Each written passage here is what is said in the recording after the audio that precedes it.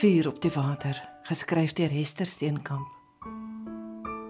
Dis by die Gadam, waar die bleshoenders driehoeke oor die water trek, as die late namiddagson die hemel aan die brand steek en als oranje verf.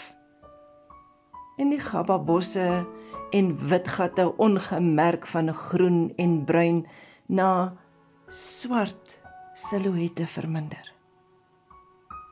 Waar ek jou asem kon sien hoe wit wasemwolkies in die goue lig vorm, wat opstyg,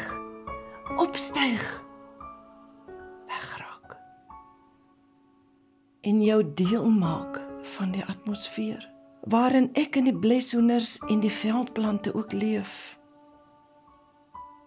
Ek het die koue lug, en vir jou, diep in my longe, ingetrek, sodat jy meer as my hart kon volmaak. Gelees deur Margaret Bennett.